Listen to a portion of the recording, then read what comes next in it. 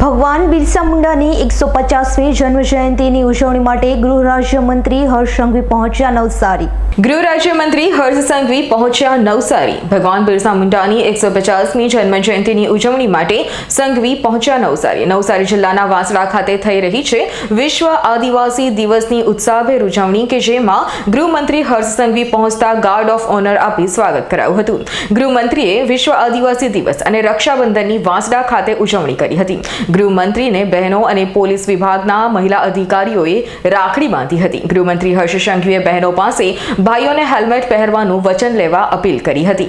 વાંસદા ખાતેના કાર્યક્રમમાં ગૃહમંત્રીએ વિવિધ ક્ષેત્રે સિદ્ધિ મેળવનાર લોકોને સન્માનિત કર્યા હતા. ગૃહમંત્રીએ રાજ્ય સરકારની વિવિધ યોજનાના લાભાર્થીઓને સહાય કીટ પણ વિતરણ કરી હતી. જાતિ વિભાગ દ્વારા આ ઉજવણીની શરૂઆત કરવામાં આવી છે. આદરણીય મુખ્યમંત્રી શ્રી થતા સૌ મંત્રીઓ વિવિધ સ્થળે આ કાર્યક્રમમાં આજે જોડાયા છે. આદિજાતિ સમાજના ખૂબ મોટી સંખ્યામાં લોકો આજે ભગવાન બિરસા મુંડાજીની 150મી જન્મ જયંતિના અવસરે જે ઉજવણીની શરૂઆત કરવામાં આવી છે તેમાં ઉત્સાહપૂર્વક જોડાયા છે. બાળકોના ભણતરથી લઈને બાળકીઓના લગ્ન સુધી અને એ જ દીકરીઓના લગ્ન પછી એમના સપના સાકાર થઈ શકે, પરિવારને ઘર માટે, એમની સારવાર માટે આ તમામ પ્રકારની જે સરકારની યોજનાઓ છે એ યોજનાના અનેક લાભાર્થીઓને આજે આ કાર્યક્રમમાં લાભ બી આપવામાં આવ્યો છે. સમાજના સૌ આગેવાનોમાં આ ઉત્સવને લઈને ખૂબ જ ઉત્સાહ નજરે પડી રહ્યો છે. બહેનો પાસે પ્રોમિસ માંગ્યો છે. આજે રક્ષાબંધનનો પવિત્ર તહેવાર છે. ભાઈ બહેનો વચ્ચેનો આ અતૂટ વિશ્વાસનો તહેવાર છે. આ પવિત્ર દિવસે દેશની બધી જ બહેનો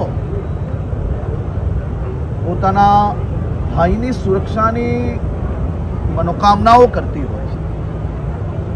ભગવાનને પૂજા અર્ચના કરીને આજના દિવસે સૌ બહેનો પોતાનો ભાઈના બધા જ સપના સાકાર થાય, સુરક્ષિત રહે તે માટે જ્યારે પ્રાર્થના કરતી હોય ત્યારે મેં મારા આદિજાતિ વિસ્તારની માતાઓને, બહેનોને બે હાથ જોડીને એક વિનંતી કરી છે.